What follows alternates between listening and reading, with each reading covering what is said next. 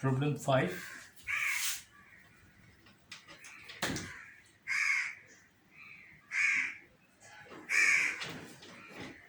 Problem 5. Mass point. A mass point or an object mass point moves uniformly in a circle with radius r.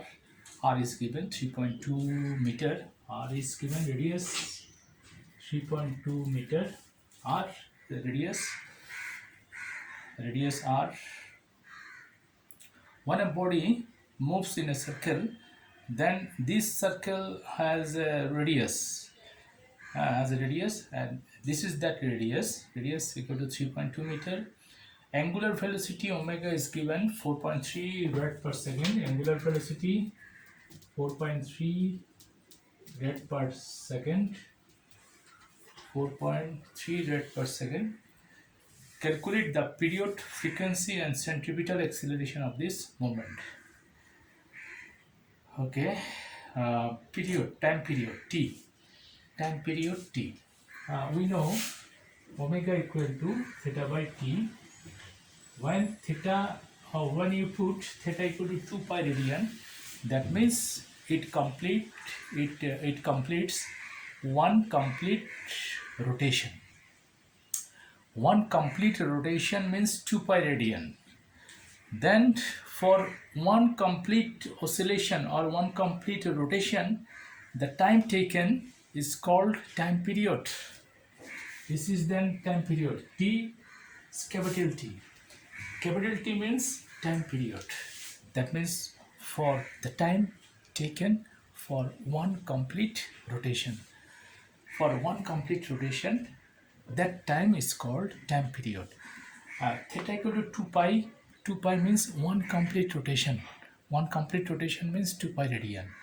Then the time taken is called time period t. For one complete rotation, the time is called time period t. Then t equal to 2 pi omega. 2 into 3.14, and omega is given 4.3. 4.3.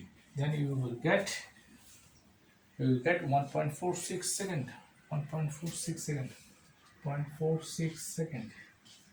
This is the time period. 1.46 second. This is the time period. Now what is the frequency?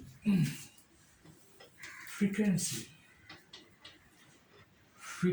means 1 by t.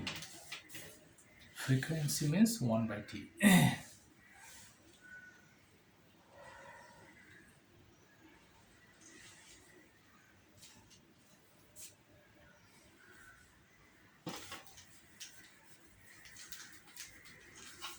Frequency means 1 by t. 1 by t.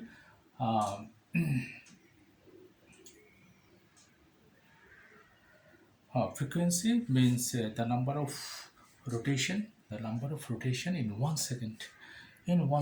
The number of rotation in 1 second. 1 second.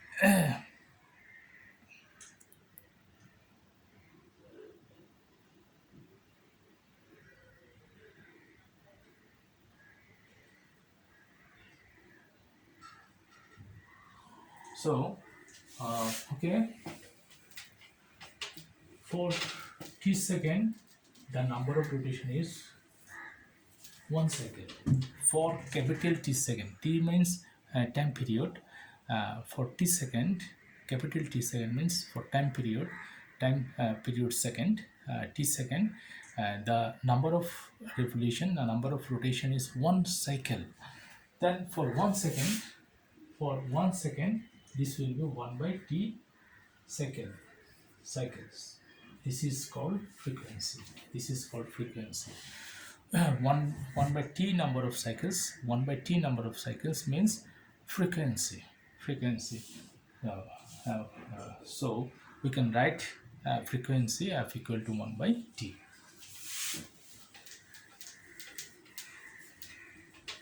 F equal to 1 by t. 1 by 1.46 equal to, you will cut the 0.68, 0.68 hertz. Hertz means cycle per second. Okay, time period, we got the time period and frequency. Now what is the centripetal acceleration? Centripetal acceleration.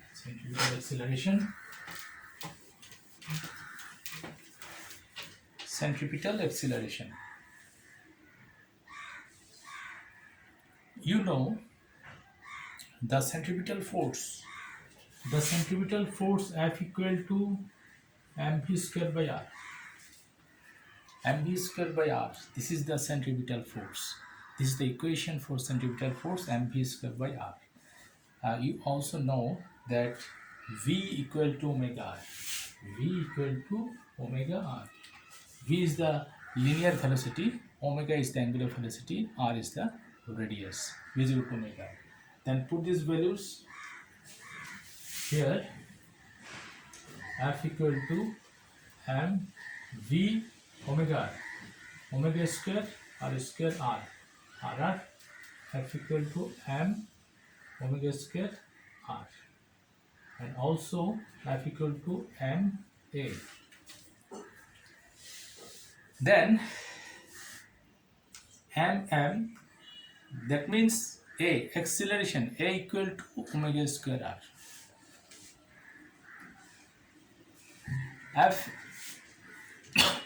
F is the centripetal force. F is the centripetal force.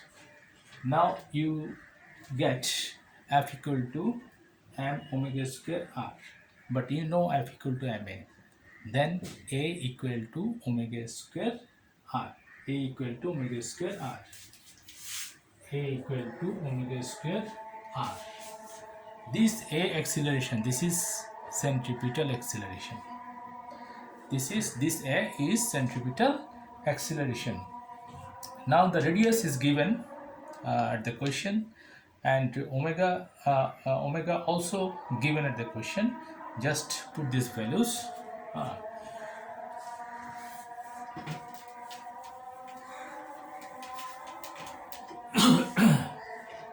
A equal to omega square r. Omega is given 4.3 whole square into r. Our radius is given also 3.2.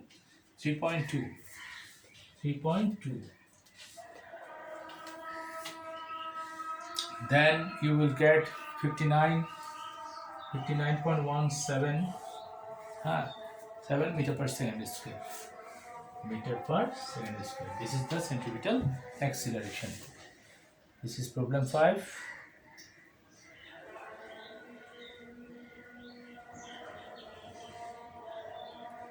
Now problem 6.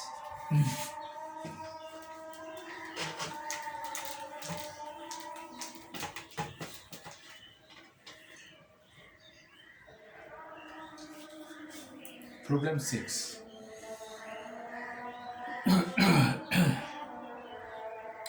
A mass of 5 kg is suspended by a rope of length 2 meter from the ceiling. Okay, this is the ceiling.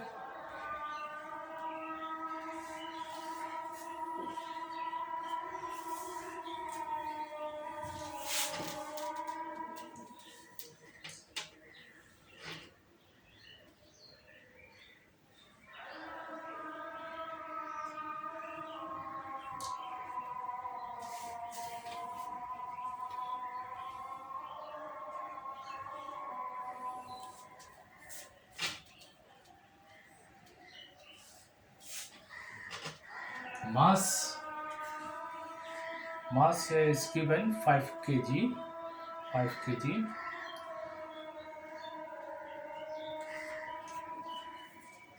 Okay, there is another question. Here 1 meter, total 2 meter. This is ceiling.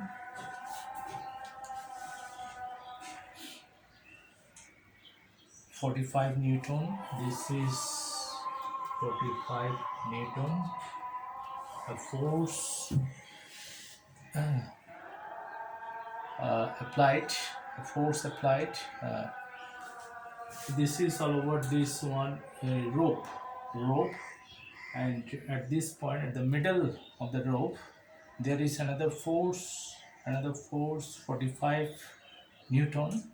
Horizontal direction is applied to the midpoint of the rope R, midpoint of the rope R, at the point R. This is the point R.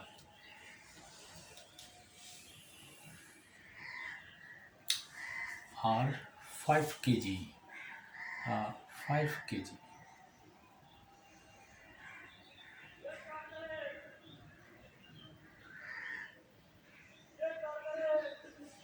5 kg, 5 kg, 5 kg, downward direction 5 kg. Okay. Suppose T1, this is T2, T2, T1, T2. Acha.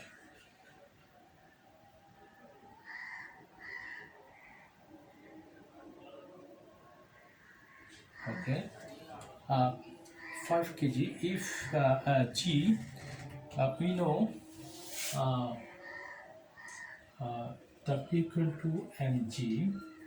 M means 5 into G is at this question, at this problem, G is given 10 meter per second square, 10 meter per second square. Therefore, it will be 50 Newton. 5 kg means 50 Newton. Therefore, 50 Newton. Therefore, T2 equal to 50 Newton and 50 Newton. At this position, at R is a position. At this position, the system is found in a equilibrium position.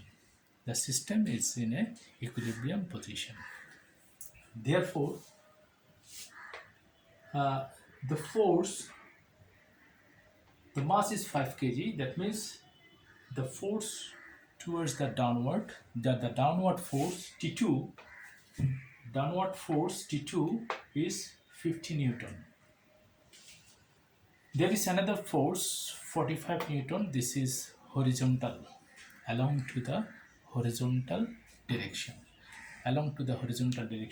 That means the angle between these two is 90 degrees. Between the force 50 Newton and 45 Newton, the angle between the 50 Newton and 45 Newton is 90 degree. Therefore, there will be a resultant force. Suppose this is the resultant force. This direction indicates the resultant force. This resultant force produced by the force 50 Newton and 45 Newton. 50 Newton and 45 Newton creates the resultant force. Obviously, if the system is in equilibrium position, then the resultant force and this force T1, this T1 force will be same and opposite direction. Therefore, it will be in a equilibrium position. This resultant force and T1 force, this will be in same in magnitude, but in opposite direction. The direction will be opposite, but the magnitude will be same, and hence the system will be in equilibrium position. The system will be found in a equilibrium position. Okay. Now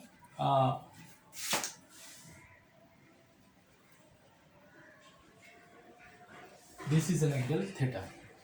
Now the question asked for the what will be the angle? What will be the angle? This theta. Thus you have to find out the angle theta. Angle theta. Okay. If it is this is T1, then this resultant force also be T1. T1 means the magnitude of the force, because this force T1 and this resultant force will be same. Therefore, you can write this resultant force also by T1. T1. Okay, now if the T1 is the resultant force, then this will be also theta. Then T2 equal to T1 cos T1 cos theta. Cos theta. T2 equal to T1 cos theta. This is theta. This is theta, and this is also be theta. Opposite angle, and it's equal to 50 Newton. Then this force 45 Newton. 45 Newton equal to T1 sin theta. T1 sin theta.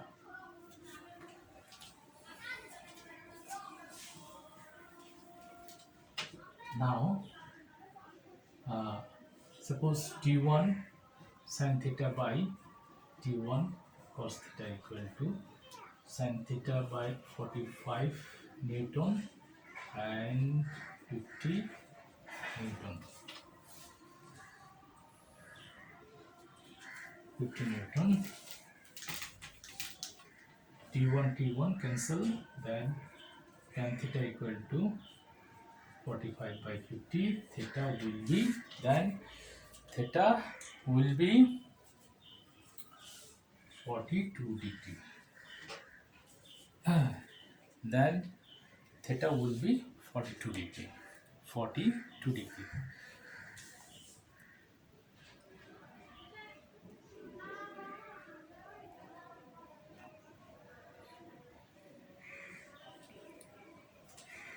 Okay, now frame of reference. Frame of reference.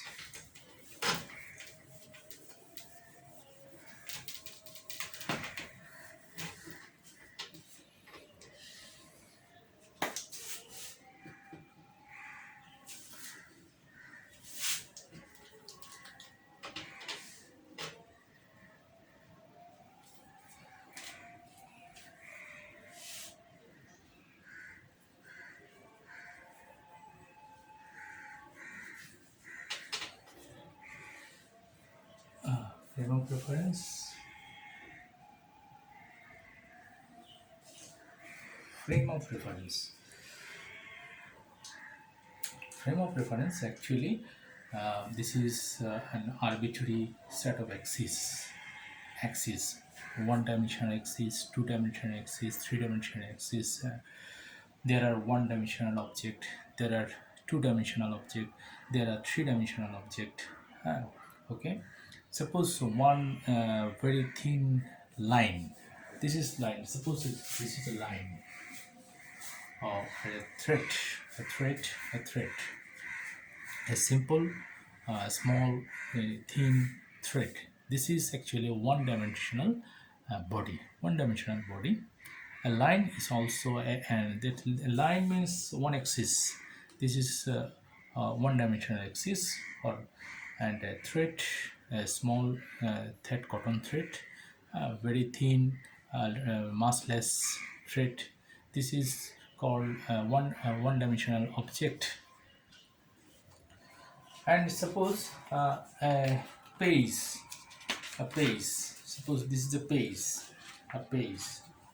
one page. This is it has um, two axes, uh, x and y,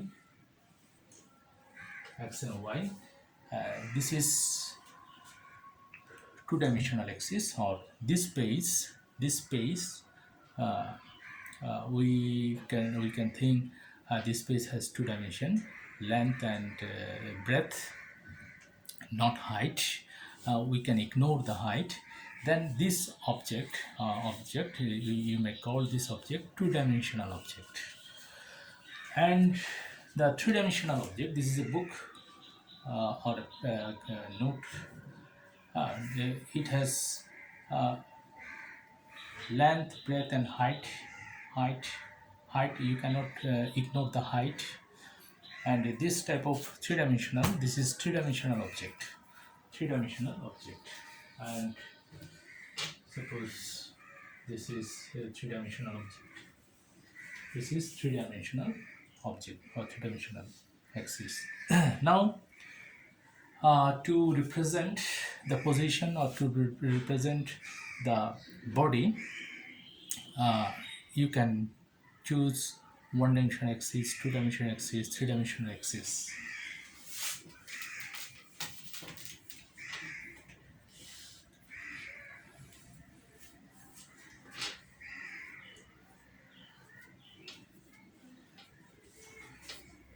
This is a set of axes, x, y, z, three-dimensional axis. Or you can only choose any one axis or any two axes, or the or the all three axes. To represent an object or to represent a position of a body along to x-axis or along to xy plane, or in a three-dimensional volume space, one-dimensional space, two-dimensional space, or a three-dimensional space, the position or the body itself you represents. Most of the time we choose the axis for represents the position of a body. Suppose this is the P point. Now you have to choose the origin O. This is the origin O. Now, to get the P point from the origin O, you have to reach at the point P. Then, suppose you should start from the origin O. From origin O, you moves along the x-axis, then along the y-axis, then along the z-axis. Then you will get the point P.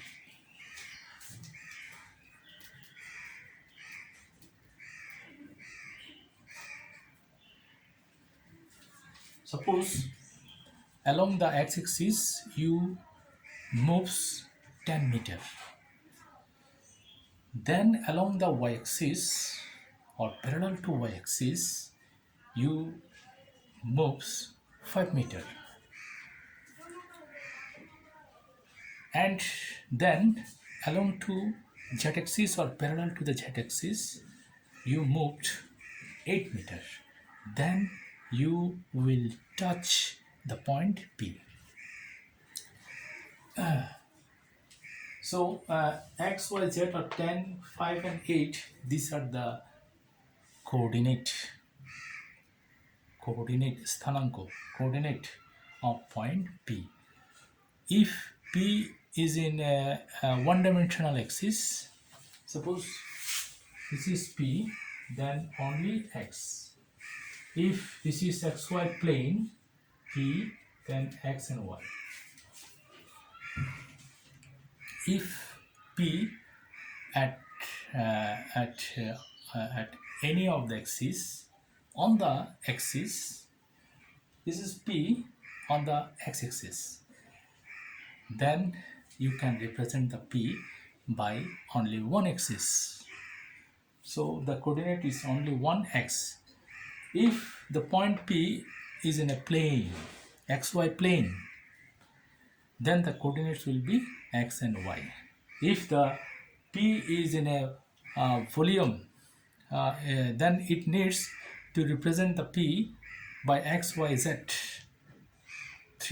all the three axes. Okay, this presentation, this is a coordinate system, and this presentation is called Cartesian frame of reference. Cartesian frame of reference. Cartesian, one x-axis, y-axis, z-axis, xy plane, xyz volume, or x-axis. These are this presentation, this representation, this set of axes is called Cartesian frame of reference. Now, there are different types of set of axes, a Cartesian coordinate system, polar coordinate system, rectangular coordinate system, a spherical, cylindrical coordinate system. There are many coordinate systems, but now we need Cartesian coordinate system and polar coordinate system. Now, what is polar coordinate system? You can also represent the point P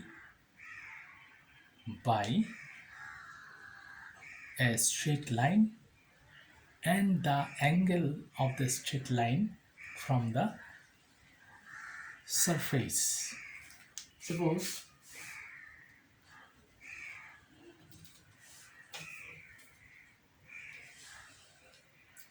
R is the straight line, perpendicular line between the origin and P point. R is a straight line or perpendicular distance between the origin O and point P, R. And theta is the angle between the R and the xy plane.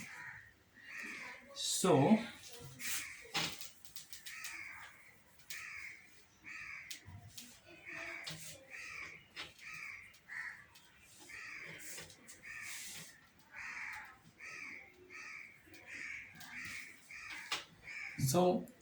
r theta, although another coordinate system to represent the point P.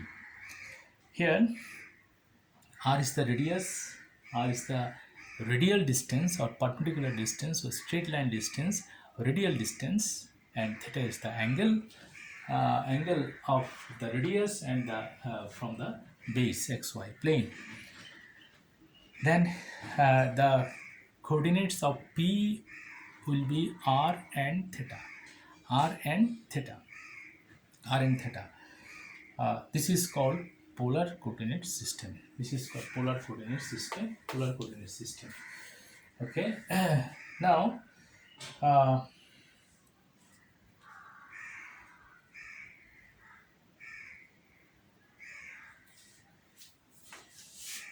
suppose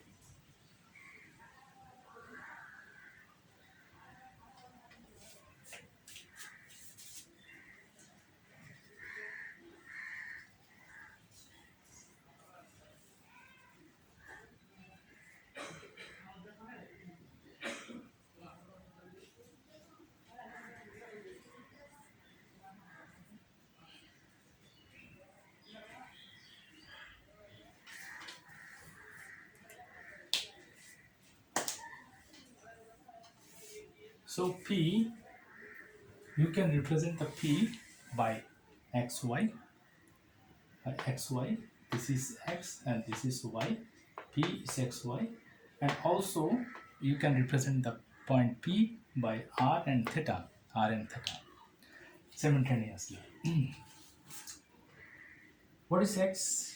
X means if it is resultant, then r cos theta. Y means r sin theta. X equal to r cos theta and y equal to r sin theta. So x and y are the Cartesian coordinate system, but r and theta are the polar coordinate system. So x equal to r cos theta, y equal to r sin theta. These are the relation between the polar and Cartesian coordinate system. What is the relation? What is the relation between the polar and Cartesian coordinate system? X equal to r cos theta, or x equal to r cos r sin theta, y equal to r sin theta, x equal to r cos theta, y equal to r sin theta. These are two represents the relation between the polar coordinate system and Cartesian coordinate system.